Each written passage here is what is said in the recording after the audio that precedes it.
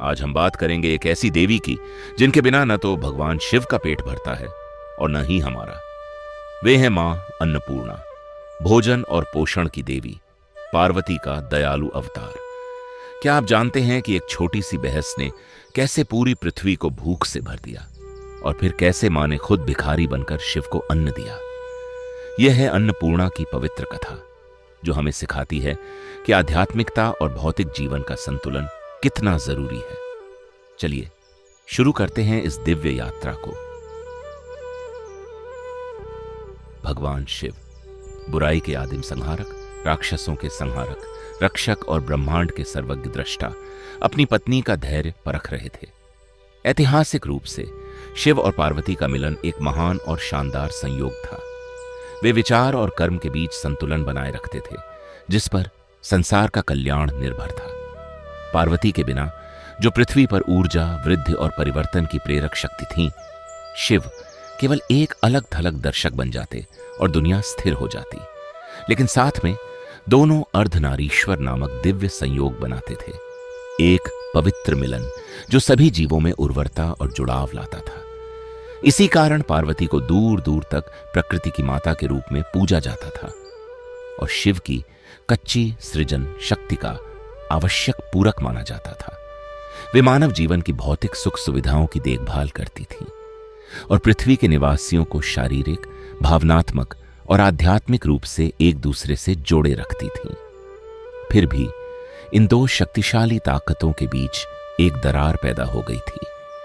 जबकि पार्वती दैनिक जीवन को प्रेम और नियंत्रण से संभालती थी, शिव ने अपनी पत्नी के इस आवश्यक कार्य को तुच्छ समझना शुरू कर दिया था और वे ब्रह्मांड में अपनी अपनी भूमिकाओं पर झगड़ने लगे थे। शिव मानते थे कि ब्रह्मा, संसार के रचयिता, ने भौतिक जगत को महज अपनी इच्छा से बनाया था, इसलिए सभी भौतिक चीजें मात्र माया थीं, केवल एक ब्रह्मांडीय भ्रम, कुछ नहीं। हजारों वर्षों तक पार्वती ने बस मुस्कुराकर सहन किया था जब शिव उनके द्वारा पोषित चीजों को नकारते थे। लेकिन उनकी नवीनतम निंदा पर पार्वती ने समझ लिया कि अब उन्हें अपने कार्य की महत्ता सिद्ध करनी ही होगी। वे दुनिया से उड़ गईं, अपनी आधी ब्रह्मांडीय ऊर्जा को वापस खींच लिया जो पृथ्वी को घुमाए रखती थी। उनके लुप्त होने पर अचानक एक भयानक और सर्वव्यापी कमी ने दुनिया को अजीब शांति में लपेट लिया। पार्वती के बिना भूमि सूखी और बंजर हो गई, नदियां सिकुड़ गईं, खेतों में फसलें मुरझा गईं। भूख ने मानवता पर कब्जा कर लिया। माता पिता अपने भूखे बच्चों को सांत्वना देने में असमर्थ थे, जबकि उनके खुद के पेट में चूहे कूद रहे थे। खाने को कुछ न होने पर लोग अब चावल के ढेर वाले कटोरों पर इकट्ठा नहीं होते थे, बल्कि अंधेरे होते संसार से दूर सिकुड़कर छिप जाते थे।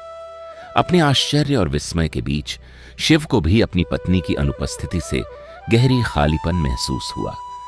अपनी सर्वोच्च शक्ति के बावजूद उन्हें एहसास हुआ कि वे भी पोषण की आवश्यकता से मुक्त नहीं थे और उनकी यह तड़प अथाह और असहनीय थी। जैसे जैसे शिव निर्जन पृथ्वी पर निराश होते गए, उन्हें समझ आया कि भौतिक जगत को इतनी आसानी से खारिज नहीं किया जा सकता। अपने पति की इस जागृति पर दयालु पार्वती अब और चुप नहीं रह सकी। वे अपने भक्तों को मरते देख नहीं सकती थीं। उनके बीच चलकर उनकी सेहत लौटाने के लिए उन्होंने एक नए अवतार का रूप धारण किया। सोने के कटोरे में खीर लिए और रत्न जड़ित चम्मच से लैस। जैसे ही आशा भरी आकृति की खबर फैली, उन्हें अन्नपूर्णा के नाम से पूजा जाने लगा, भोजन की देवी। अन्नपूर्णा के आगमन से दुनिया फिर से खिल उठी। लोग उर्वरता और भोजन पर आनंदित हुए और धन्यवाद देने के लिए एक साथ इकट्ठा हुए।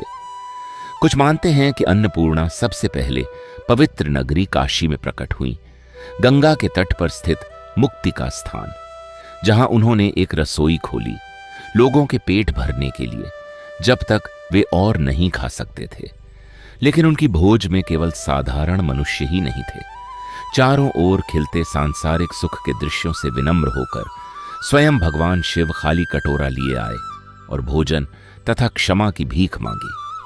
इसी कारण सर्वोच्च देवता को कभी कभी अन्नपूर्णा के सामने एक गरीब भिखारी के रूप में चित्रित किया जाता है। वे उनकी बाईं ओर सोने का कटोरा पकड़े रहती हैं, जबकि दाहिना हाथ अभय मुद्रा में होता है। सुरक्षा, और आश्वासन की मुद्रा।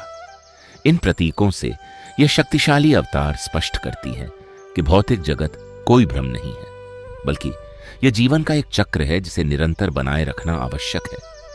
खुले मुंह और गरजते पेटों को खिलाने से लेकर पृथ्वी के संतुलन तक, यह कथा हमें याद दिलाती है कि आध्यात्मिक और भौतिक का संतुलन ही जीवन की नींव है। अन्नपूर्णा हमें सिखाती है, भोजन सिर्फ भोजन नहीं बल्कि जीवन का आधार है।